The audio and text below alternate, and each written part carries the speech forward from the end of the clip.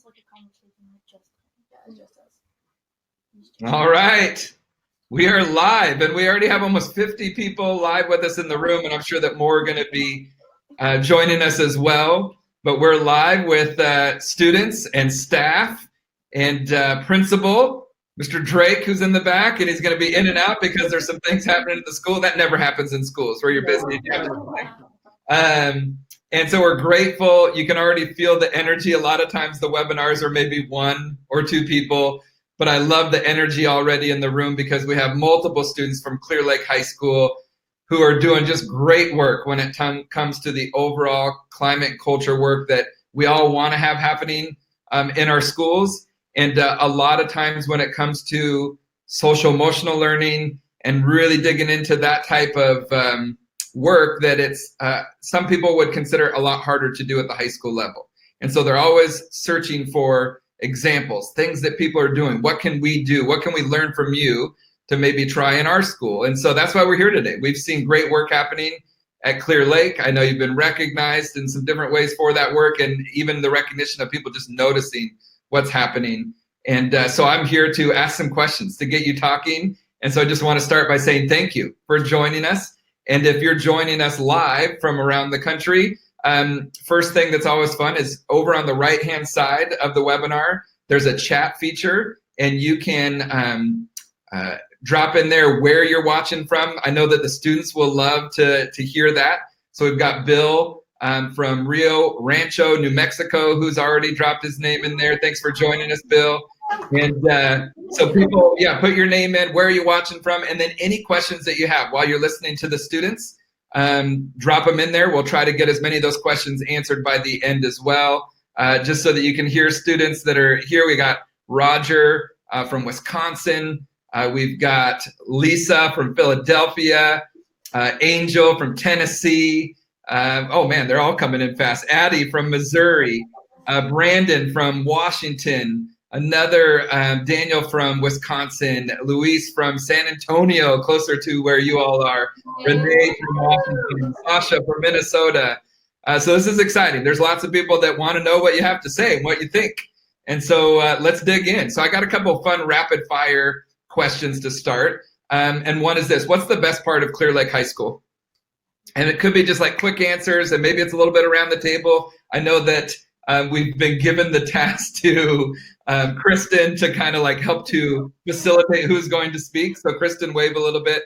Thanks for playing that role. All right. So what's the best part of Clear Lake High School? And where are you from, first of all? Where are you down? So people, if they know, where's Clear Lake High School? We're in Houston, Texas. Houston, Texas. And for those of us that are, it's like freezing right now, like where we are, like how warm or cold is it in Houston right now? We are suffering a cold front right now, and it's 54 degrees here. 54 in the cold. We're sitting in 28 degree weather. And Wisconsin is laughing at me right now. If they're on, they could probably drop in the chat, how cold is it in Wisconsin? But we're down near Houston, Texas. And let's talk. What's the best part of Clear Lake High School? So one of the best things about our school is definitely our lunch. We have an hour-long lunch, and it's great because you can eat for the whole hour, but also the best feature is that you can go to tutorials and clubs. So that's really awesome. I love that. Great. I want to say the teachers and the rest of the staff, because they go day by day asking all the students about how their day is, how their family is, things like that, like at home. I think the best part of Clear Lake High School for me personally is the amount of authentic relationships I've been able to build, whether it's with my teachers or with my students, and the number of opportunities that they have for us to get involved and just to be truly a part of the school and represent what it means to be a Clear Lake Falcon. Love it. So I think about the two things that stood out there. Obviously, one is the importance of relationships, which ties into what we're going to be talking about today. The other is, even behind the comment about lunch, and then it was shared again, is the opportunity during that time to be involved in some of these different things. And sometimes we find that when we don't create those opportunities during the school day, that it's not necessarily equitable. If the only way that I can get involved is before or after school, but I have to work a job to help support my family or whatever else, then I don't have the opportunity. And so I love hearing right off the bat the opportunities even during the school day that you have to be involved. How about this one? What is something that not everyone knows about Clear Lake High School that makes you unique in your mind? Hi, I'm Miss McCormick, and I teach Latin here at Lake. For us, honestly, it's our connection to NASA. If you walk around our building, you see signed photographs of astronauts. We have quotes, from members of the Challenger crew. The whole school, if you go into the cafeteria, the whole thing looks like a picture from the International Space Station. Wow. That really talks a lot about, that's one of our school symbols. It's really who we are. NASA's like, what, a mile down the road? So That's awesome. yeah, it's a big part of us. Love it. Anything else you'd add to that? And as you're thinking, by the way, I think it's Leah said that her wind chill right now is minus 15 to minus 20. Where she's watching. That's pretty interesting. Anything else that's unique? Now I've been to Clear Lake. One thing, if I remember, that's unique is you have don't you have a hallway that is so long? It's like a quarter mile to, it feels like a half mile long. Yes. Is that your school? Yes. Like you could literally get like a quarter mile just running in a straight line. I guess there's a slight curve, but it's just like, it feels like it goes forever. A beautiful school. But if I remember correctly, coming in and doing some staff professional development, that was one of the unique things. That's great. I love the connection to NASA. Anything else though that you'd add to that? What? The environment we're put in, it's always changing and it's always positive and you're always pushed. You never feel left behind or left out. We try to include everybody and make it to where everybody can participate. Love it. We talk a lot about that, like the importance of having an environment where people want to be there versus feel like they have to be there, right? And that environment is important so that all people can learn. But right behind that, I love that you said that, but that we're also pushed. And a way of describing that is high expectations with high supports. And both of those things are really, really important. And so I love the focus on that. Before we get into some specific questions then about SEL, that social emotional learning side, what about this? Do you have a favorite event that you put on that everyone gets excited about during the year as a school?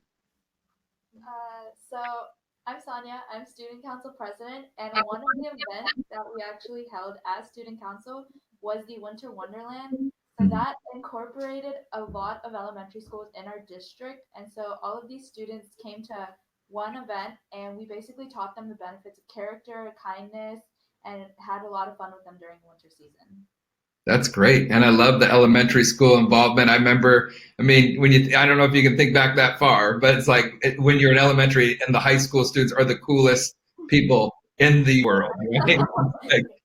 And so to make that connection, what a powerful one. I love hearing. And if people wanted to know more about that, they could ask questions over in the chat on the side. How about this final one before some specific questions? And we already have some that are coming in. Who is an unsung hero at your school? Say an adult in your building who people know about, but they don't necessarily get, enough recognition. Is there anybody that comes to mind? Who's an unsung hero? Our tech people. It's crazy how out of nowhere they'll appear and fix everything and then disappear, and we have to get back to work. But we love them because you can have a problem and then 5 seconds they'll magically know, and they're so supportive and they're always trying to solve it. It's not just, okay, well, we don't know what to do. It's automatic. Okay, we got it done. Here you go. Love it. That's cool, especially with the increase, obviously, of technology, not only in our society, but in schools that being weaved in is, it's really, you can imagine the importance of that role. And you could do that and be grumpy about it, or you can do it and be super helpful and positive about it. But they're probably fixing a lot of things, putting out a lot of fires and problems.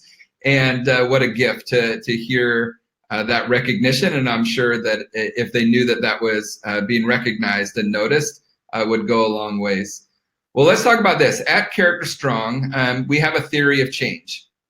And our theory of change is that we really want to make an impact. Like the work that you're doing, there's 4 areas that we can really control in our school to really make this something that's more than a curriculum. It really is a part of our greater culture work. And one of those components is school-wide integration. So how are we really going school-wide with this work?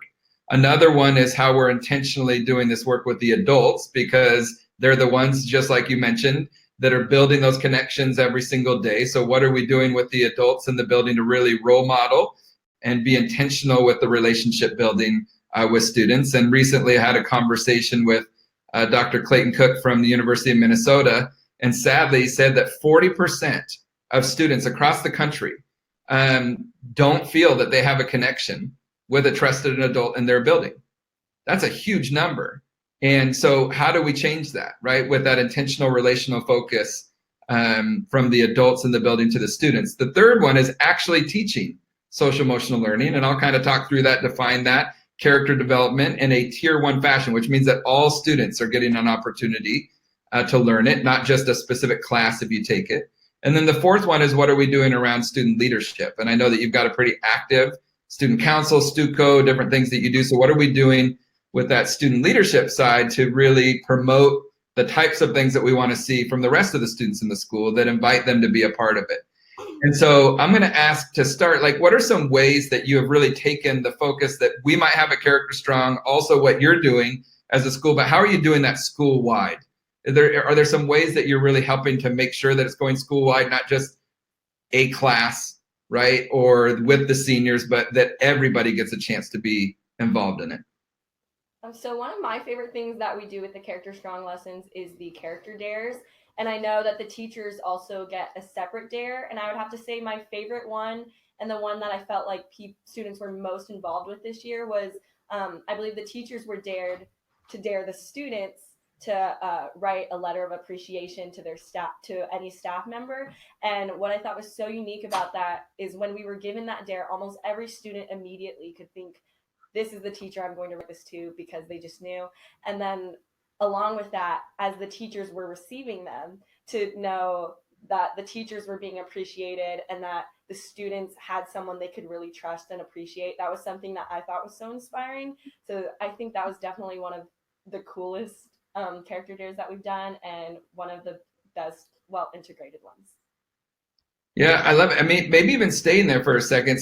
A teacher actually recently told me, and I know that people would have a lot of interest in this, because the character dare process, it's a play on the idea of a dare, but the idea of a dare is you don't have to do it. And for some of us, the dare is just facing it.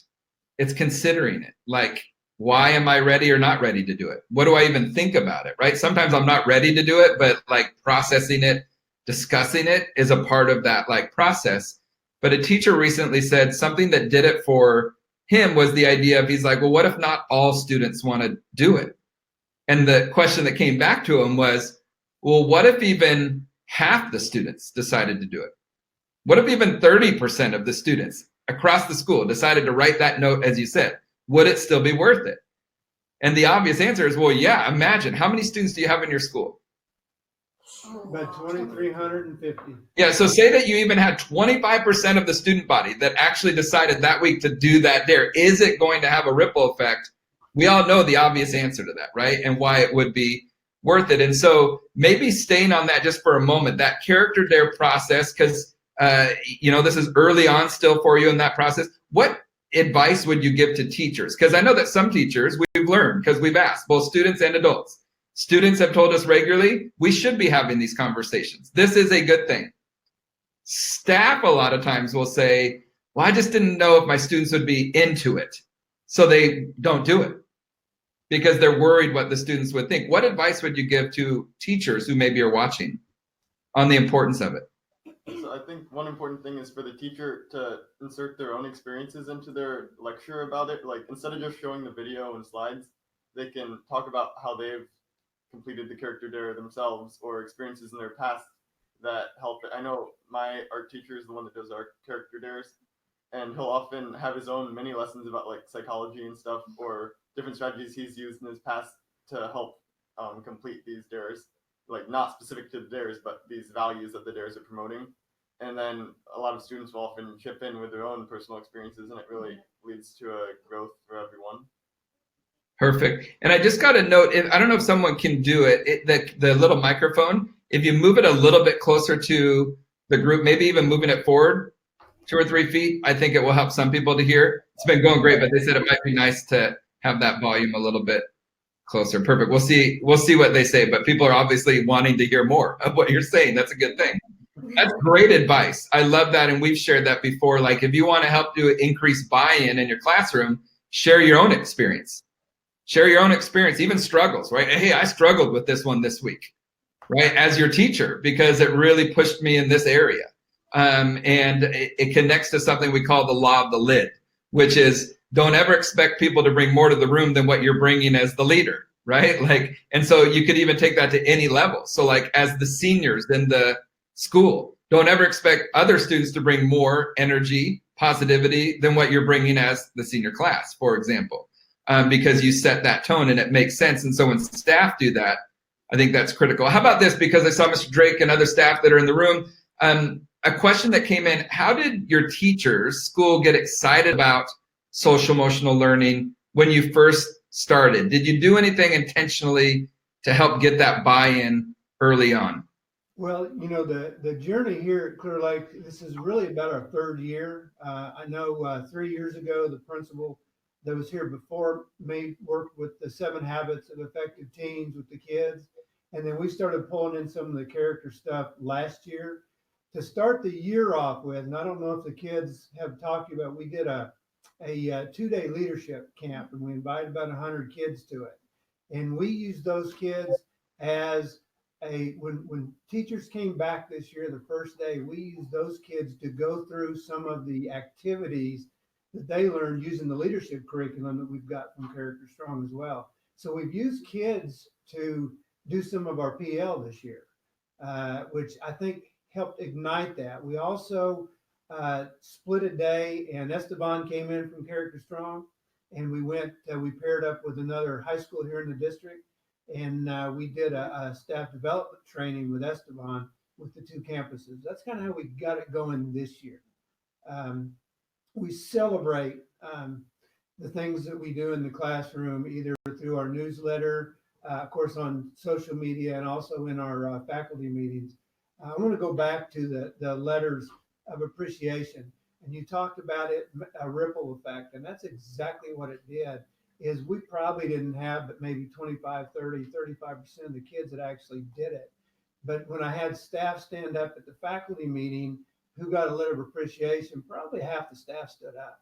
And it really meant a lot to the staff members. The kids don't, sometimes we underestimate the impact of just saying thank you or a note of appreciation.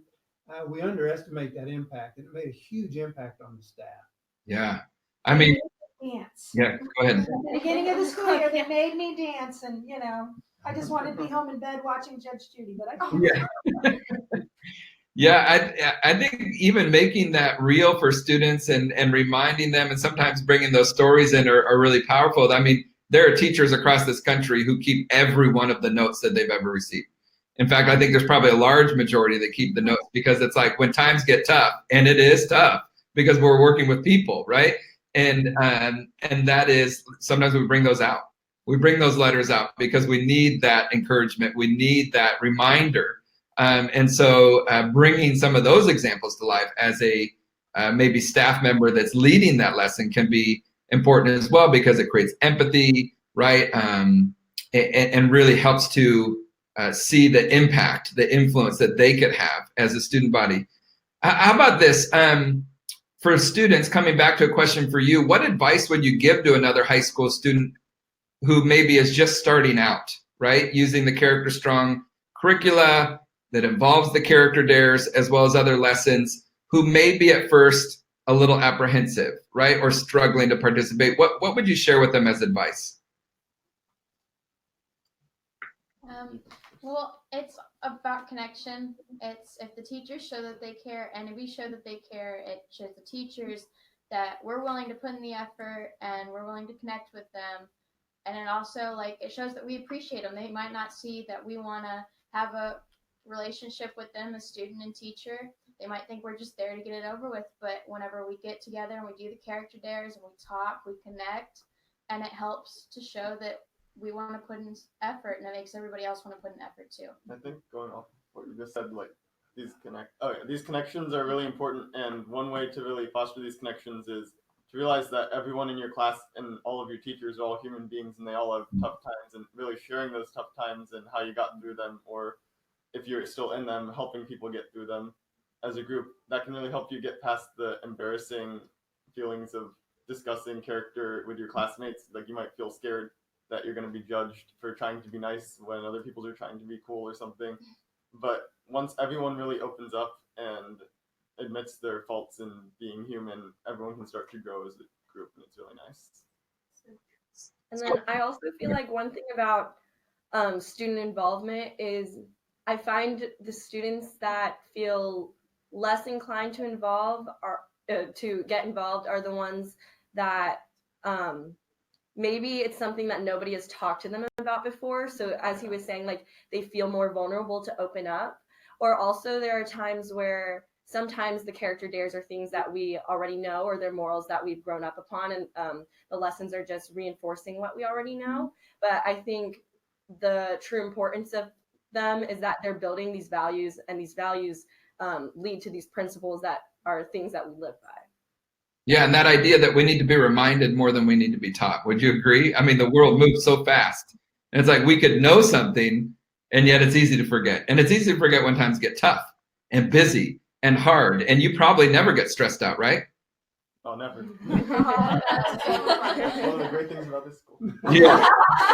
Our school is so amazing that nobody ever gets stressed out. Yeah, I mean, we know the studies on that, and they're alarming, right? And I think that it's almost even good to bring that in right now that, Dr. Tim Elmore, who's out of Atlanta, does a lot of research in this area, and he said something very alarming once that really resonated with me. He said the average teenager today has as much anxiety as the average psychiatric patient in the 1950s. And it's like, well, that's alarming. But then you look at the stats, and it's like 1 in 3 teens will deal with some form of an anxiety disorder. 1 in 4 people over their lifetime. And so we've got the world moving at an incredible pace.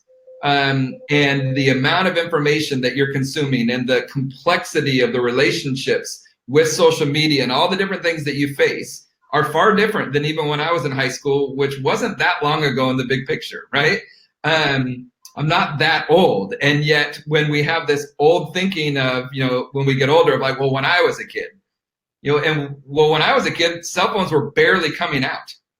And so you deal with a lot. And so maybe even speak to that. Why is it important that amongst all the stuff that's coming at you with the curriculum and the academics and the pressures of getting ready for life after high school, whatever that is, would you agree that it's important that we make time for even these conversations, that we make time to talk about what is emotional regulation?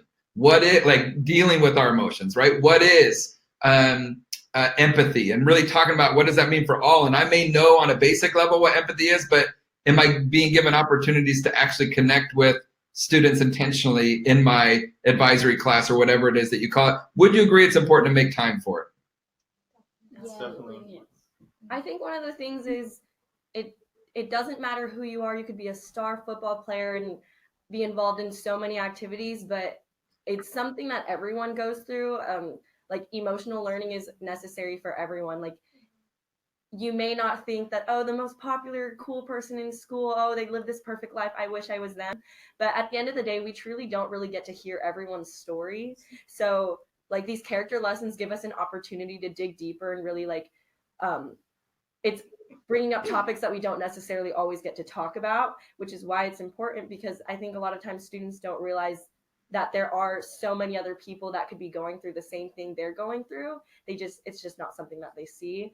So it's nice to have like the comfort of knowing like that these are things we're able to talk about, and it's not something you have to do alone. Another thing, connecting back to the world is always changing and our lives are always changing as we develop. One thing that sticks with us all the way through our life is our character, and it can grow. But however hard life gets, or if technology changes and the way we relate with other humans changes, our personal character is still going to stick with us, and what we learn and enforce throughout our life is one of the most important things with being a human, I think. It's great. And also, we involve our community a lot in a lot of things we do. We're not just inside the school. We try to reach out to like our different branches of our police department and public services. We cooked them food, we sat down, we ate with them, and we connected. And I think a huge part of growing your character is learning how to use it in other environments, not just at school, but out in public and out in the community, and showing other people in the community that they can improve on themselves and help us improve on ourselves with our character dares and just spreading the word, really. And I love that too, because, and if there's someone else that's going to share, I'll come right back to it, and please do. I just love that idea of, I think there's two folds there. I love when you said, when we're being given opportunities to practice our character in different environments, right? And one of those is that many of the character dares are focused on student to student. Some are focused on student to staff. Some are focused on student to community or family. And planting that seed, giving that invitation, can then sometimes lead us to being more likely to actually practice that. I mean, the idea is the more opportunities we have to practice kindness, the more likely we are to develop the habit of kindness. That makes sense. But also, my guess is you're intentionally doing things through like your student council or student leadership that are creating opportunities for people to be involved, like you said, with the community in different ways. And both of those things are important, right? Some schools, they just have the student council thing going, but they don't have what we call a tier 1 opportunity, which means all students are being given the opportunity. And that's what the CharacterStrong lessons, as an example, with other things you're doing, that's what they do. And so I think that part's critical. Was someone else about to share something? I didn't want to.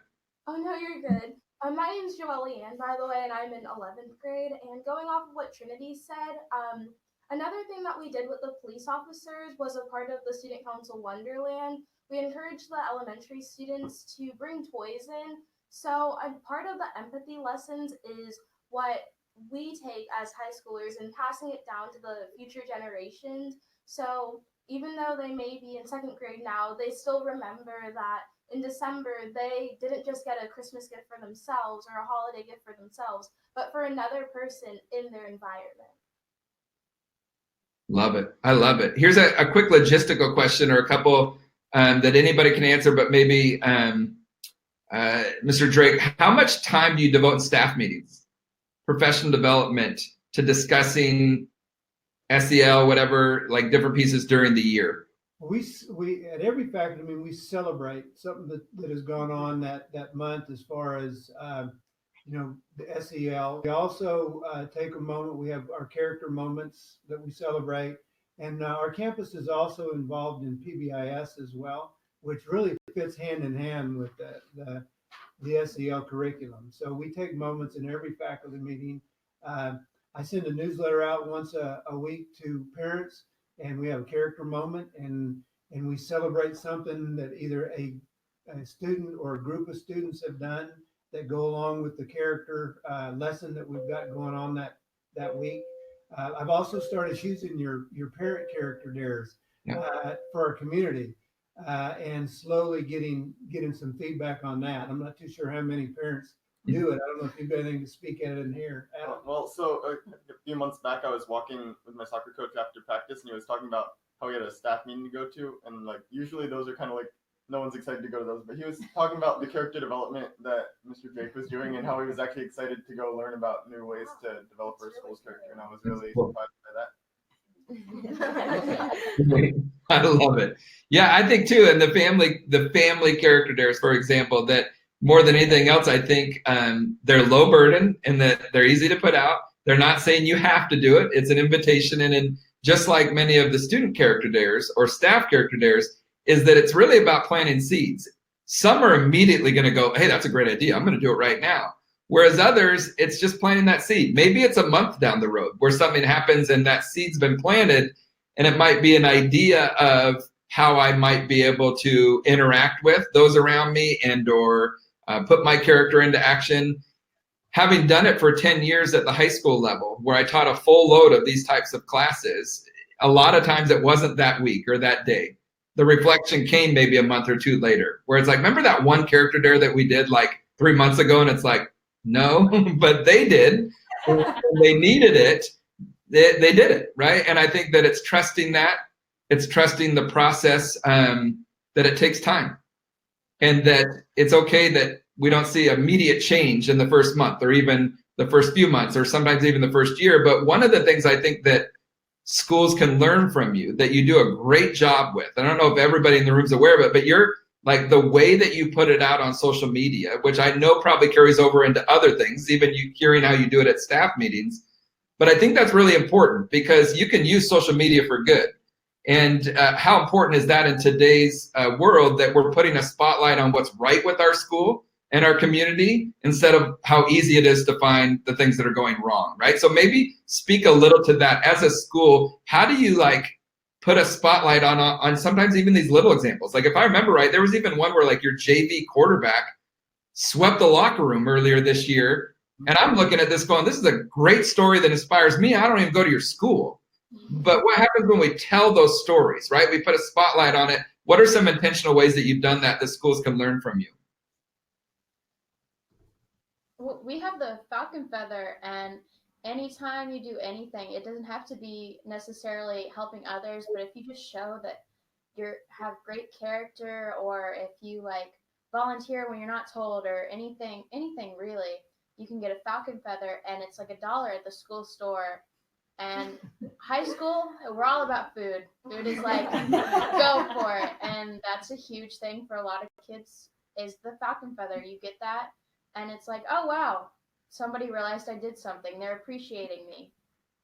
Another thing with the falcon feather is you get to take a picture with one of your teachers and smile with them, and that's fun. Also, I think something that like we really implement in our high school is like the use of social media, and like how like the awareness that it creates. Every time I go on Twitter, I see Mr. Drake like posting something about like one of our sports team, like something that they won, or like an accomplishment that they achieved. And I feel like that kind of like, it's like other people see it, or like even I see, and I'm like, oh wow, I really want to get more involved, so I can also, you know, like kind of have these achievements, or like even if I don't achieve anything, I'll still get that experience. Another thing going off of that social media is we have like television screens throughout the school that showcase different artistic and sports and like charity achievements that our students have been completing extracurricularly especially. And I think having those is really inspirational to everyone in the school, just walking by positive examples all the time in the passing periods and at lunch. John, we also, I celebrate these things on announcements with the kids, and we also create posters throughout the building that has pictures of kids or groups of kids that are doing something that exemplifies our core values that we have here in the district. I love it. And I think just to make sure that a spotlight's being put on, a few things there that are so critical is sometimes people will say, well, we're doing CharacterStrong as an example, right? And I say, well, what are you doing? And they'll talk about like, we're implementing the lessons. But when you ask questions about, well, how is it being infused into like the whole school-wide implementation effort? Things like you just mentioned, right? That there's everything from signage that is up around the school, to things being posted on social media, to morning announcements, to what you just talked about with the falcon feather, people being recognized for demonstrating those things. If we're not doing those things, we're only doing a component, for example, of CharacterStrong. And I know that Mr. Drake walked out of the room because there's some cool things happening, but this is for those that are listening, that I think is like watching. This is an important piece, because some people will say, well, we do PBIS. We're a PBIS school. And it sounds like you do that, which is great. And a part of PBIS is like those falcon feather type recognitions. Like, I caught you for doing this. Good thing. That's great. And that's good. And those work on a certain level, right? To help promote those different behaviors. It's extrinsic. Nice job. Here you go. I think the combination of bringing that alongside making time for these lessons where we're digging into the character dares, we're learning social emotional learning pieces, that then you actually start to work on the intrinsic, the inside work. So there's the outside, great, yay, thank you, high five, awesome. That is important. It gets energy, but it won't last by itself.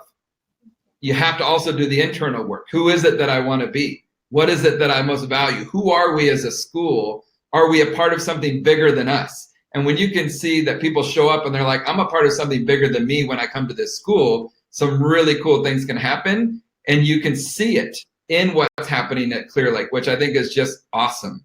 Little pro tip for those that maybe are new to social media, that like, especially when schools are on like Twitter and other things, you can have multiple people, say administrators or teachers that are working off of the same Twitter account. And so what's important about that, when we started it a long time ago, when I was like, Twitter was really becoming a thing, and at our high school, is people would tell me like, Mr. Norlin, are you like everywhere? Because they think I'm posting everything when I'm not. I got like 5 people that are out posting, that are at events and other things. And so for those that maybe are new to it, you can have multiple people that are trusted that have access to that school-wide account that are at different events that could be showcasing what's happening at the student swim meet or what's happening at the food drive or the after school, whatever thing that's happening. And I think that is important for people to note that you can really use that to your advantage to promote the good work that's happening. Quick question, logistical question from someone watching. When does your school set aside time during the week to do like the lessons? Do you do it weekly? Is it at a certain time? When do you do these lessons?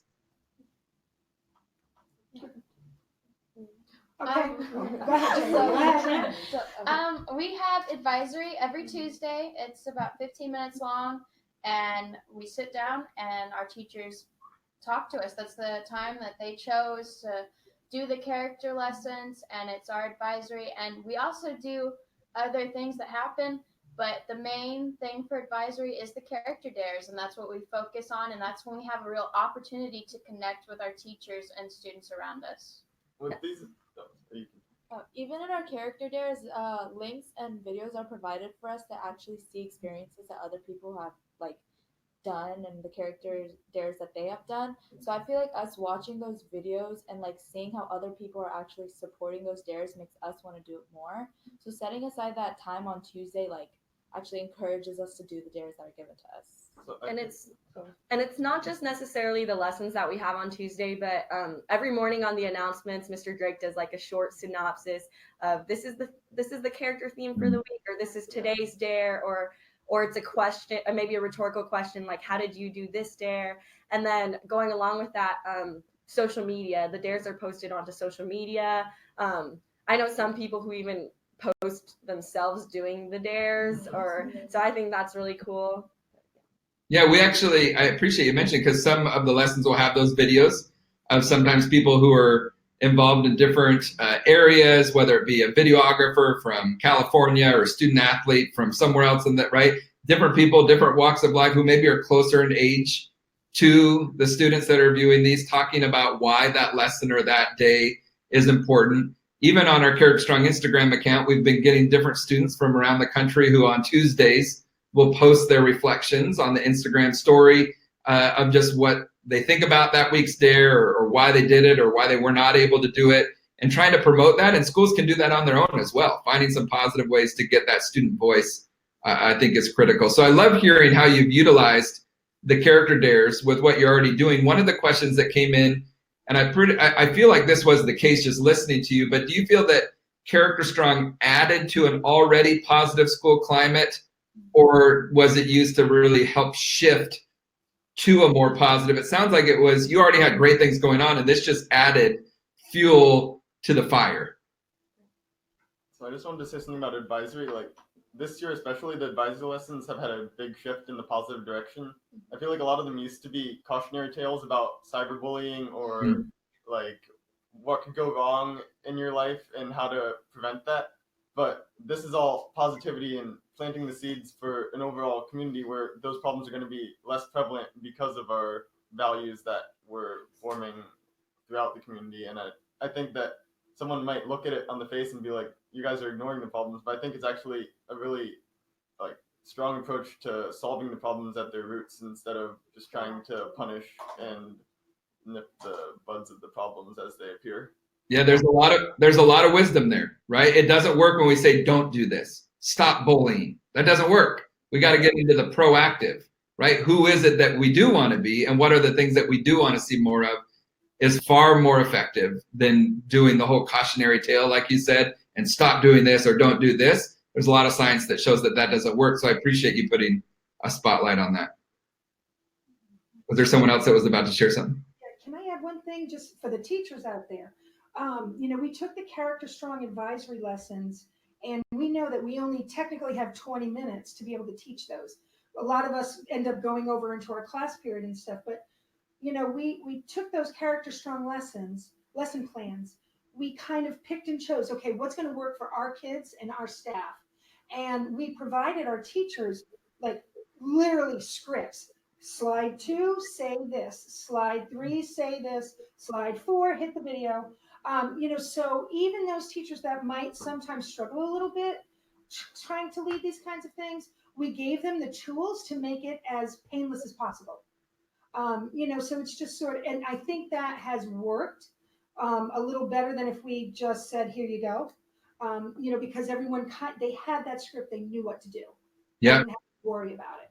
And then also going along with that, and a little bit back to your unsung hero question, I didn't get to answer it, but I wanted to say, Miss Dunham, she's the student council sponsor, but she's so much more than that. She does everything related to staff appreciation at our school. She's on it, and she's really inspired a movement. Like, I feel like she's the reason that a lot of students here are practicing these values. And one thing about her is she actually takes the scripts that they get from the advisory lessons and she'll study them before she teaches the lesson, so that she'll be able to most efficiently use the advisory period. And not only that, it's not necessarily for her, it's never just the advisory lesson in the classroom.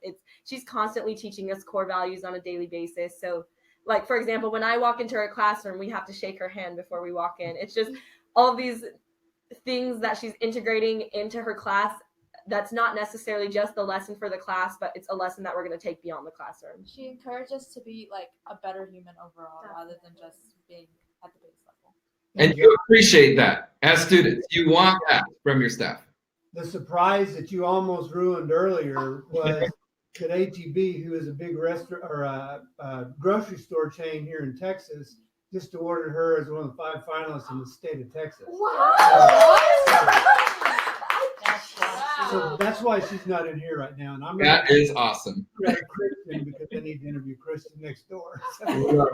I'm so sorry I almost ruined that. I'm glad that you shut it down. We didn't really. But now the rest of the country that is watching right now, they know about it too, which is great. Yeah, all good. She knows. I saw the balloons. Okay. That's awesome. No, I love that.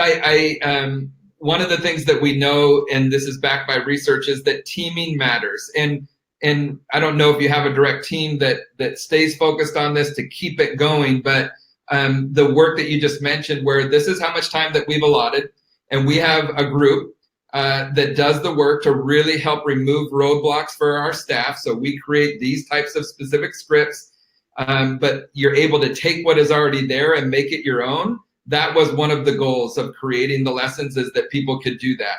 But it also goes to show how important it is that you have done that work so that it is easier for staff to implement, because there are a lot of things on their plate. And so let's remove as many of those things as we can so they actually can implement it and do that work as easy as possible, right? Because we're looking at it school-wide. So I think this one's been answered. Someone asked, like, what curriculum are you using, the advisory and or the student leadership? Because we have two kind of curricula. It sounds like you are using the advisory, the school-wide, and then kind of morphing it to work for your time. And then do you also use the leadership in any way through student council, or is that kind of your own work that you're doing? Well, Ms. Saab is one of the amazing sponsors for Groundbreakers. And we try to go around and we implement and we make opportunities, and we all get together. There's about 100 and something of us, and we all get together and we come up with ideas where we're helping out, we're spreading character and doing the dares. And Ms. Saab is amazing, and along with Drake and all the other people that are involved in it are amazing at pushing us forward, and also removing the obstacles that we had for the students. We help to make it to where the students feel like they have less obstacles to participate in character dares and other things in the community. We do use the advisory lessons in our advisory class. We use the leadership in our teacher education training class, as well as our PALs and our student council. Great. And also, I'm Holly Sovereign, CTE teacher, TET teacher.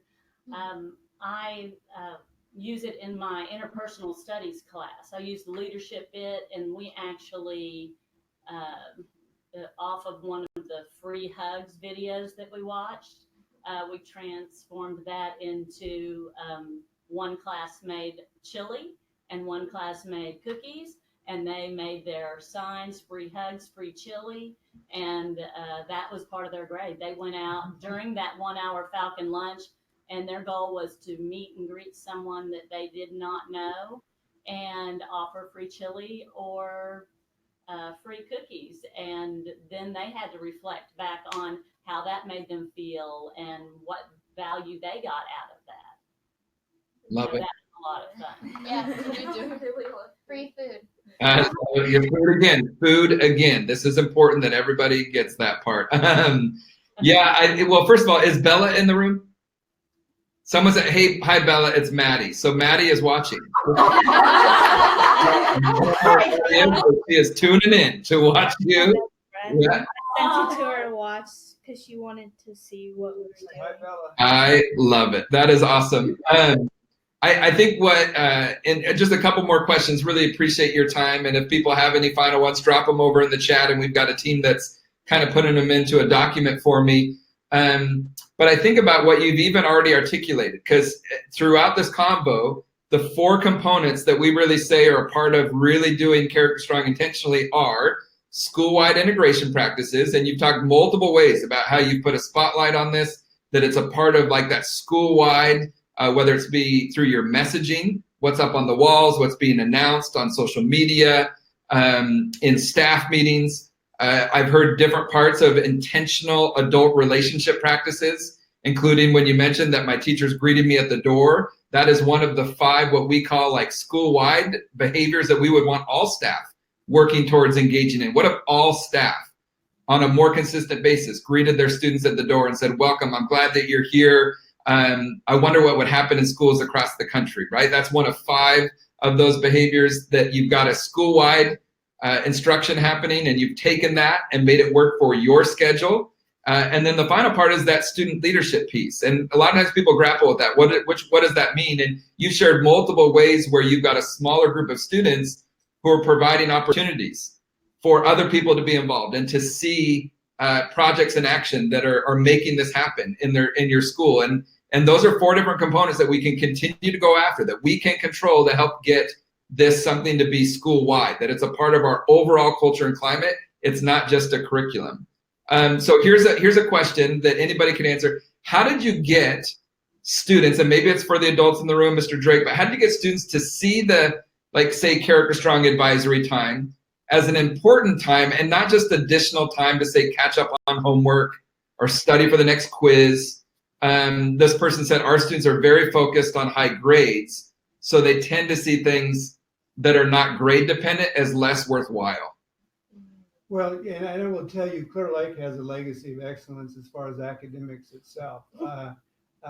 Kids are really concerned about, you know, the GPA, the graduation, and then getting off to these 4-year colleges. We have a number of kids off at Ivy League schools, so we understand that part of it.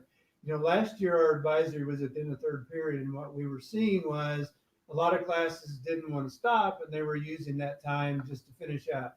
Mm. What we did was we moved it to the beginning to make it intentional.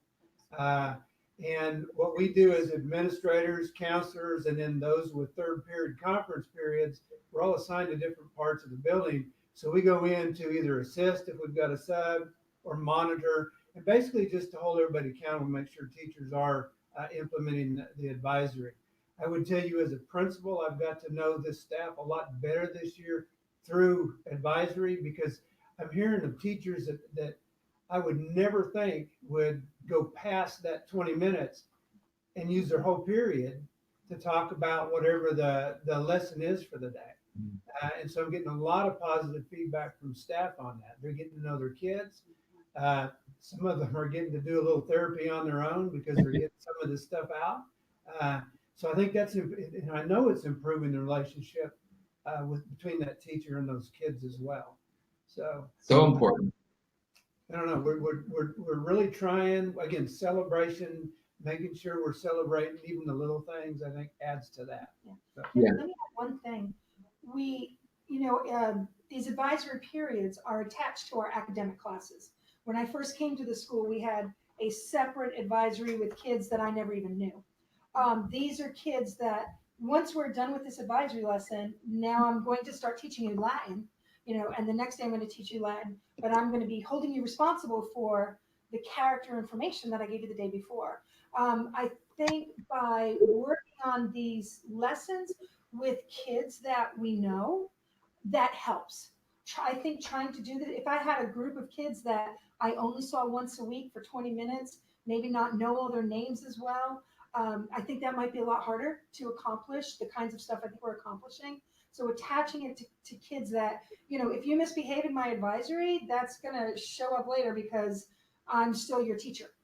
So I think that helped. And then another thing I love about these advisory lessons is I find the most effective ones to be the ones that are super interactive. So it's the ones that are building discussions with the classroom and people being able to share their character experiences.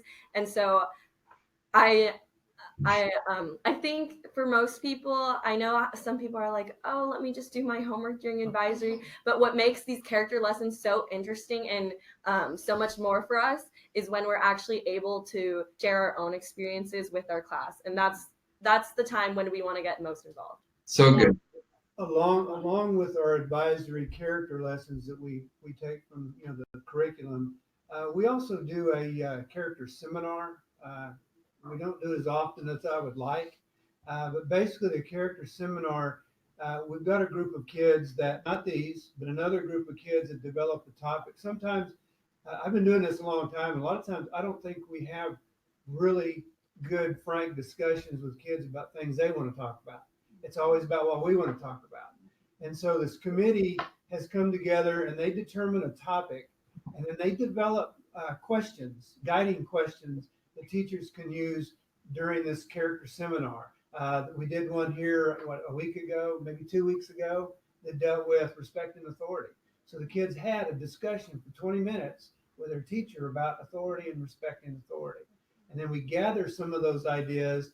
And as a principal, I look at some of those ideas because there's a lot of wisdom amongst our kids these days. And we'll change some practices here. If I pick something up, I think we can do. So yeah, so good. I love even in the last view from student and from you, Mr. Drake, and those that have been sharing that there's this theme of like how important the student voice is. Obviously in that we know that, but the fact that the lessons that, like you said, I think Krista, maybe you mentioned it, that are the most interactive, where we get to share our experiences, that they're so important. And those are the ones that more people really want to be involved in. And then in the character seminar, getting that student voice as a part of it, because it's so much of what we are saying needs to happen. Well, what if we were giving that voice to students? I know our time is close, so let me end with one more question. And I know there might be more questions from those that are watching, and I would encourage those to reach out. And we could always, maybe if there's something that didn't get answered, reach out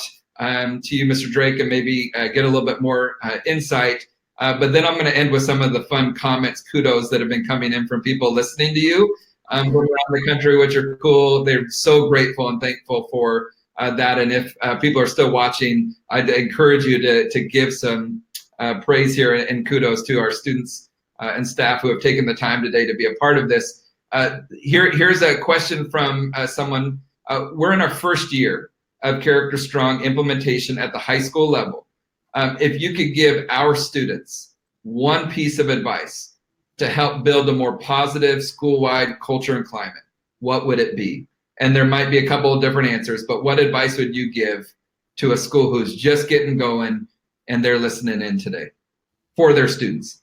So first I would say is don't be afraid to get involved with it. One of the best things that we have done is like we've all gotten comfortable with each other through these like lessons and the character things. So I would say like get used to it, get comfortable with it, because the more you get into it, the more you'll enjoy it and make it into your daily life outside of school. Yeah, mine was very similar to that. I was just gonna say like everyone ranging from the students to even the principal, everyone here is a person and we all have similar shared experiences, and this character program can really help with developing empathy between everyone. And I think accepting that we're all in the shared experience really helps with opening up and feeling comfortable with everyone. And then another thing is just practicing being intentional. So even though sometimes the character dares, it's like, it may be hold the door for someone behind you, and that may be something you already do. But I think just having that mindset that if you're being intentional with it, these are values that are going to carry over into your daily life. And it's not just, I'm doing this because I was dared to do it. So good. The kids for me all the time on announcements that We need to make kindness normal. And why not start here on campus with each other? And then, let it spread from here. So Another thing that I wanted to add is that, like, for the campus that's starting this in their first year for the staff, I know like our teachers get like a script that they go off of, but whenever they make it like more like genuine from themselves, Yep. the students definitely like get like they like comprehend it on like a deeper level, and they think that like the teacher is kind of like speaking to them personally. It's not just like, oh, I'm the teacher's being forced to kind of just like read this off the script. Yeah. And would you give teachers encouragement in this area? Because the empathy for teachers is, okay, this is something that maybe I don't normally teach. Maybe my subject area is English or math, right? And so they're getting this new kind of thing to teach. And I think what happens is they, in many cases, want to be perfect, right? Or be really competent for you as students. Would you give staff encouragement? It's okay not to be perfect. It's okay to not have the whole lesson down. Be authentic. It's all right, right? Like, have these combos, be real with us, because that's what I'm hearing from you. Maybe give a little encouragement to staff who want to do a really good job and they're scared to come across as, well, what if I don't know every in and out of this lesson, right? What encouragement would you give them?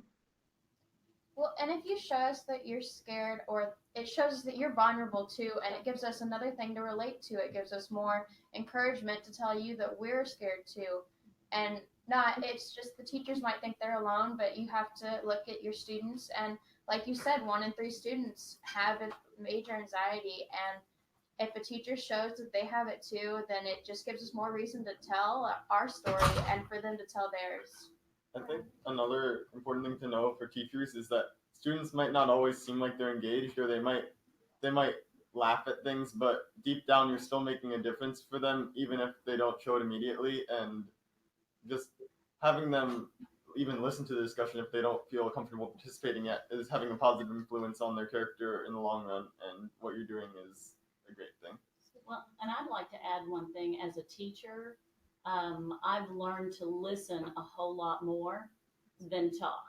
I've read over the lesson. I'm trying to guide the students through, but if you really give them a chance, they will lead it. Yeah. You're just there to mediate. Yeah. And encourage. And I've had really good response with that. And I've learned a whole lot from my students just being quiet and listening to what they have to share with each other. So good. Well, and that's what students are saying across the country is we need time to be able to have these combos. And some of us maybe have it at home. But remember that we're talking about all students having an opportunity. And so why is it so important that all of us, or even like you said, 15 to 20 minutes a week, which in the big picture is not a lot of time, but it is time that is consistent and dedicated to this. And I love when you said we had tried one thing, and what we were finding is that if it was at the end of the lesson, it was kind of like we were carrying over and keeping the lesson. So what you did is you intentionally tweaked it, right? We're learning as we go. Let's move it to the beginning. Let's make it a priority where we have that time set aside, and let's learn and then make it in a place where it's more likely to be done. And so I just want to say we're so grateful. Here are some of the really fun just comments that, just so you know, that you are influencing many adults who are watching this across the country, who are considering in different ways, whether it's CharacterStrong or just continuing the great work that they're doing. And here are some of the kudos. You guys are killing it. Keep it up. I love that. Thank you for sharing. Amazing students in school culture. Would love to visit you all sometime. Thank you so much for sharing your experiences. Your energy and positivity is contagious. And I'm so excited to go share your wisdom with our social emotional learning committee. Someone said, super proud of all these students and teachers. Another educator said, you're such an inspiring, mature group of students. Thank you for sharing. Comment, couldn't be more grateful for these students, their hearts and passion. They get it and are doing the work that many times even adults maybe aren't willing to do, to lean into discomfort and to change culture. And that last comment was from our co-founder, Houston Kraft, who's been watching the entire time. And I love that work. We are so grateful for you at Clear Lake. And I hope, if anything, this is also encouragement that you're doing good work, that it's worth it. And if anybody wanted to reach out feel free to connect with us at CharacterStrong if you're interested in learning more about something that was mentioned, even learning more about the use of the character dares or getting examples of some of the videos that were mentioned during this. Feel free to reach out through our website, CharacterStrong.com. That's also where many of the training information is that was maybe mentioned, whether it's in building or our regional trainings that we do for teams who are going back to keep the work going. But students, hopefully we got to get you out of class a little bit today. So thankful for you, and we hope you have a great day and can't wait to be down in your area again soon. Thank you. Thank you. Take care.